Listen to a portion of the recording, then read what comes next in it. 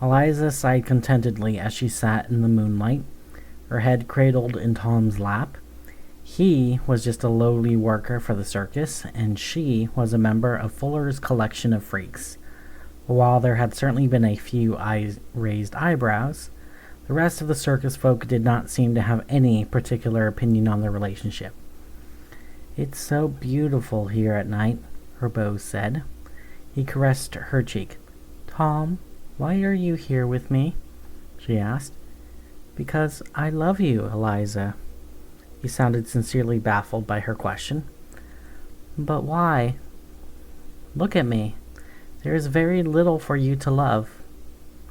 "There's more than enough to love," he said, and picked up the disembodied head in his lap. He slowly turned it towards him and looked her in the eye for a moment before kissing her. She closed her eyes and savored the warmth of his lips on hers. After breaking the kiss, Tom leant back and cleared his throat. "Eliza, can I talk to you about something?" "Sure. What's on your mind, handsome?" "Don't you ever grow tired of the life in the circus?" "Tired? How would I get tired?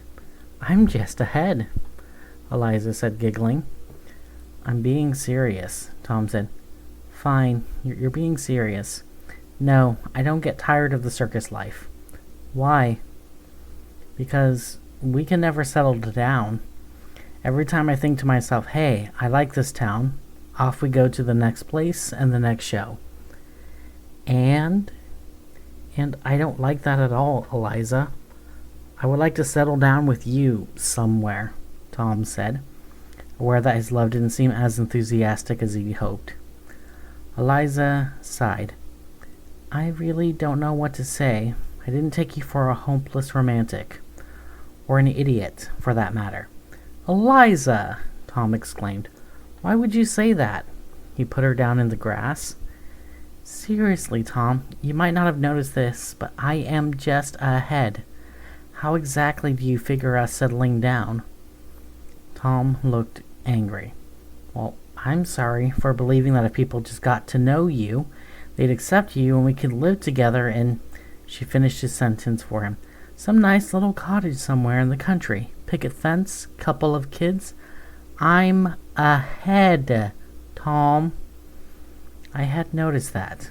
Yes," Tom muttered. Eliza relented a bit. "Look, honey, I get it. You like me. I very much like you. But there's a reason I'm with the circus," she said. "Pick me up, please." Tom huffed, but he did so anyway. They looked into each other's eyes. "What do you want from me?" he asked. "What do you want from this relationship?" Eliza sighed. "I want to be with you, Tom, but I want to be with you here, with the circus. And what if I don't want to live this life anymore, Eliza? What if I'm tired of not having a real home?" "But you do have a real home. It's just not fixed to the ground like some whitewashed coffin with 4 walls," Eliza exclaimed in frustration. "Don't you get that? There's nothing out there for you that you don't already have here." "Well, I don't agree. And you know what? I think you'll agree with me once we're safely away." "What do you mean, once we're safely away?" Eliza said, and raised an eyebrow. "I mean that I'm done talking about this. We're leaving tonight. I've got my bags packed, and I'm sure I can get some of your stuff too before Manny notices." Eliza closed her eyes and gritted her teeth. "Tom, did you ever ask me how I feel about my life at the circus?" "No, but," Tom began before she interrupted him. "No, you didn't. The circus is my home. You may believe my life to be horrible, but I think I'm the only one who gets to judge that. Besides, Manny would never let me leave." "I can take him." "No, you can't, Tom. And besides, you're not listening. I don't want to go. Not with you. Not with anyone. The circus is my family." Tom huffed. "Some family? They put you on a shelf in some dusty wooden wagon every night." She'd really hoped he was different, that he'd be the one to get it. "There is more of me, Tom." "I know you're more than the girl without a body," he replied. "No, Tom, I said more of me, not more to me. I do have a body," she said. "Wait, what? You do? Where is it? It's not in your wagon." "Yes, I do, Tom. I just don't feel the need to tell everybody and their dog about it. It invites shenanigans. And no, it isn't in my wagon. Manny holds it for me. It's better that way." Tom put her down in the soft grass underneath the tree. How? How is that better? He's holding it hostage, Eliza. He's holding you hostage," he exclaimed and started pacing. "No, he's not, Tom. My body's not important. I'm the attraction, not it.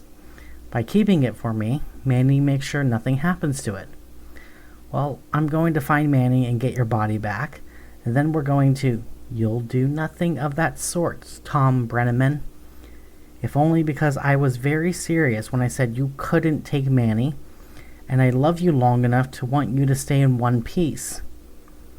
The sound of breaking branches cut the conversation short. "You know, Tom, I did notice," the man with the upside-down face said, as he stepped into the moonlight. Behind him stood the circus's clowns. The juxtaposition of their unsmiling faces and their cherry face paint was unsettling. "Two things. One, Tom, you really should choose a better hiding place when you take Eliza here out on a date. And two, you really shouldn't confide in your fellow freaks about your plans to abscond with one of my star attractions," Manny said before turning to the head in Tom's hands. "Hello, Eliza." She hesitated, unsure how this would play out. "Hi, Manny. Tom's just being silly. You weren't really planning to take me and run, right, Tom?" she said, a note of desperation in her voice. Tom had frozen when Manny showed up, but he snapped out of it now. "We weren't running. No," he said, somewhat unsure how to react. The man with the upside-down face smiled. "Ah, but you were, Tom. I appreciate your attempt at backpedaling, though. It's definitely an A for effort. But I'm afraid the evidence stacked against you." With an almost imperceptible nod from Manny, the clown swarmed forward, pinning Tom to the ground. He dropped Eliza as he went down, and she cried out in pain when she hit the earth. Manny stepped forward to pick her up. "Don't worry, Eliza. He wasn't going to get far anyway." Eliza shuddered. She'd meant it when she said the circus was family, but that didn't mean she always liked the way it operated. "We don't take kindly to abduction, Tom," Manny said. "Abduction?" Tom said as he struggled.